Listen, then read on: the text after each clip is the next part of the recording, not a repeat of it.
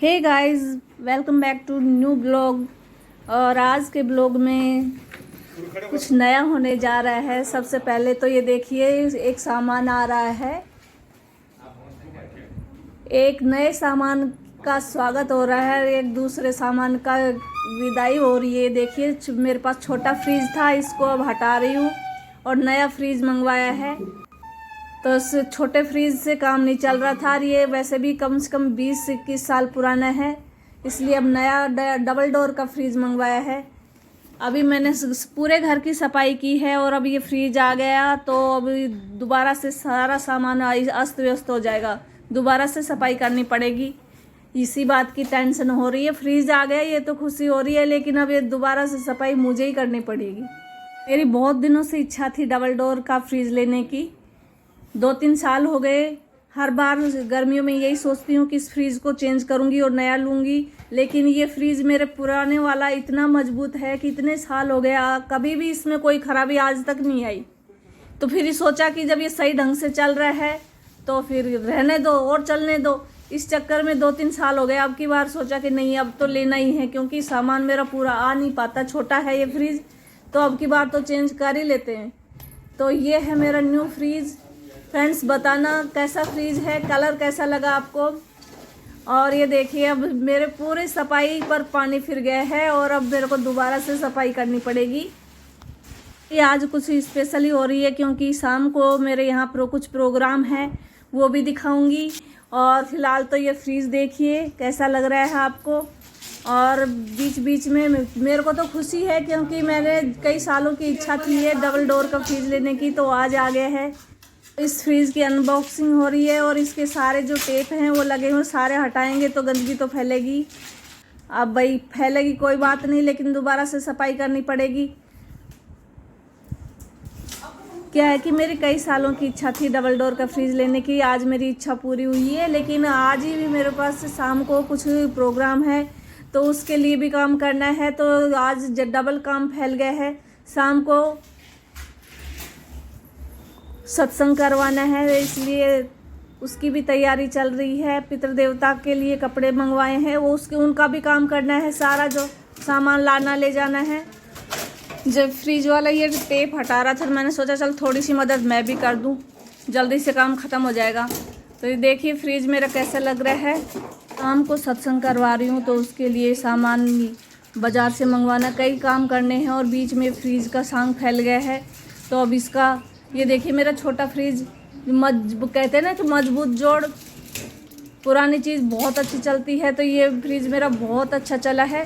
अब दिक्कत ये हो जाएगी कि कभी अगर ये नया फ्रिज ख़राब हो जाएगा तो फिर मेरे को डांट पड़ेगी, तूने बिकवाया ये पुराना, नहीं तो पुराना खूब अच्छा चल रहा था और नया तूने मंगवाया है। तो देखो अब ये नया फ्रिज हमारा कैसा चलेगा। तो इसको अब ये इतना बड़ा फ्रिज है कि इसके लिए अब अभी से सुनाने लग गए हैं कि इसके लिए तो एक कमरा तो इसको रखने के लिए चाहिए। तो इसे जगह जगह चेंज करके इसको रखने की तैयारी कर रहे हैं। देखिए, कभी किचन में रख के देख रहे हैं, कभी किधर रख के देख रहे हैं। मैंने कहा भाई ये तो अब मेरे को बीच बीच में इस सामान को हटा, इसको इधर रख। तो वैसे ही थक गई हूँ और अब मेरा काम तो बीच में लटक गया है। अब मैं तो आके चुपचाप बैठ गई, मैंने कहा कर लो, कुछ करना है जो। और अब सुना रहे कि एक कमरा तो इसको चाहिए रखने के लिए। मैं किचन खड़ी होकर रोटी करूंगी।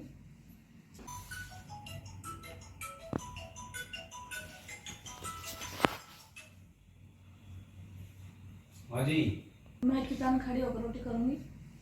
अब उतने काम और उड़ान पे कर देना, मतलब रसोई में रखा हूँ, गैस के सामने फ्रिज रखा हूँ, आँच के सामने, गैस सामने रखो, उड़ान कर ले तो सही।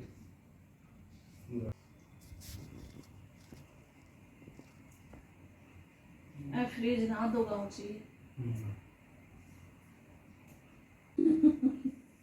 तो उड़ान का करना तो किन काम करवा दे रो, कर दे दिया ले आजा। मैंने तो किन ना करूँ, मैं तो अपना दिमाग चलाए ना रे। पावर प्लग चाहिए वो, था ऊपर छोड़ रखो सब कुछ, आपको ऊपर छोड़ रखो सब कुछ। पावर प्लग चाहिए वो।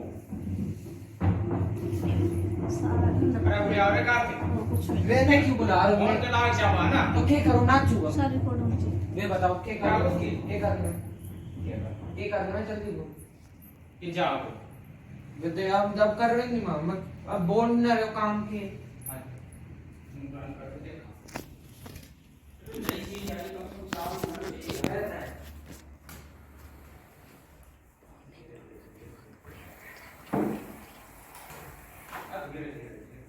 मेरे को तो चिल्लाना शुरू कर दो। अब ये वीडियो मत बनाओ भाई अभी क्यों घंटे फ्रीज में दिखाऊंगा ना कहाँ धराना। चक्की आ जाएगी ये चक्की आ जाएगी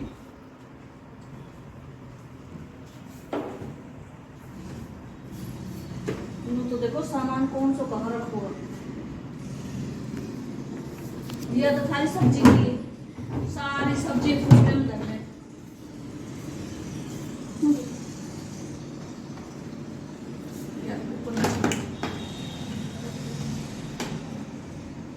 ये एग ट्रे अंडा वाली छोटी वाली का है। फ्रेंड्स 2 घंटे तो इस फ्रीज को इधर उधर करने में लग गए। अब हो गया शाम का टाइम और खाना पीना जल्दी से ख़त्म कर रही हूँ क्योंकि सत्संग वाली आने वाली हैं और ये पितृदेवता को निमंत्रण दे रहे हैं, बिठा रहे हैं और ये मेरा काम जल्दी से ख़त्म कर रही हूँ ताकि जल्दी से रसोई का सिमट जाए। और मैंने बिछा दिया है यहाँ पर छत पर बैठने के लिए। तो बाहर का काम तो हो गया है कि जो भी आएंगी तो कम से कम बैठ तो जाएंगी। और इधर ये पंडिताई ने उनको पितृदेवता को बिठाने की तैयारी कर रही हैं, उनका पूजन चल रहा है। तो मैं कोई भी काम करती हूँ तो कोशिश करती हूँ पूरे मन से देवताओं का किया जाए। तो ये माँ जैसे जैसे बता रही है मैं वैसे ही करती जा रही हूँ।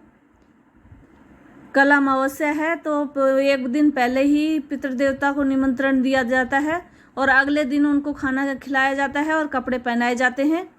तो इससे पहले ही आज मतलब एक दिन पहले सत्संग होते हैं तो मैं आज सत्संग करवा रही हूँ और पितृदेवता को निमंत्रण दे रही हूँ। साथ में सारे देवी देवताओं को भी निमंत्रण दिया जाता है पधारने के लिए। तो सबसे पहले गणेश जी को बुलाया जाता है, बिठाया जाता है। तो ये माँ जो बताती जा रही है मैं वही करती जा रही हूँ। और ये मेरे से कह रही हैं कि सबसे पहले गणेश जी को बिठाओ और उसको चावल से निमंत्रण दो और फिर सारे देवी देवताओं को हाथ जोड़कर चावल देकर फिर उनको निमंत्रण दो कि पधारें। तो जैसा ये बता रही मैं वैसे ही कर रही हूँ क्योंकि बड़े बुजुर्ग का होना या समझदार का होना ज़रूरी है क्योंकि हमें तो इन चीज़ों का पता नहीं होता। तो वो जैसे बता रही हैं वैसे ही कर रहे हैं। और हमारे यहाँ पितृदेवता के सामने पर्दा किया जाता है तो मैंने पर्दा कर रखा है और गणेश जी को निमंत्रण देकर फिर मैं सारे देवी देवताओं को आमंत्रण कर रही हूँ। जब तक हमारे यहाँ ये पूजा का काम हुआ तब तक सत्संग वाली औरतें भी आना शुरू हो गई हैं। तो मैंने ये काम ख़त्म करके उनके लिए बाहर और बिछाने का काम कर दिया है। इस तरीके से मैंने अपने पितृदेवता को निमंत्रण दिया है और कल सुबह उनको बुलाकर पंडित जी को बुलाऊंगी और उन्हें कपड़े पहनाकर फिर खाना खिलाऊंगी। तो वो पितृदेवता के रूप में ही होंगे तो उनका आशीर्वाद लेंगे। फिर आप कमेंट करके बताना किन किन की यहाँ अमावस्या निकाली जाती है। हमारे यहाँ अमावस्या निकाली जाती है, हमारे कुल देवता के रूप में मनाए जाते हैं पितृदेवता को। तो हर महीने मनाई जाती है। तो इस महीने मैंने पितृदेवता को वैसे तो हर महीने निकालते हैं लेकिन अब की बार मैंने कपड़े पहनाने के लिए बुलाया है। तो खाना खिलाएंगे और कपड़े देंगे उनको और सत्संग भी करवा रही हूँ क्योंकि 1 साल पहले मेरा बेटा बहुत ज़ोर से बीमार हो गया था। तो फिर मैंने सोचा कि वे अपने कुल देवताओं को भी याद कर लिया जाए। ये मेरी सास है जो ये भी धोखा खा रही है, कुल देवता है हमारे उनके सामने। और सब तिलक लगवा के पूरा परिवार ने हाथ जोड़ के और मैं भी तिलक लगवा रही हूँ और हाथ जोड़ के इनको आमंत्रित किया है।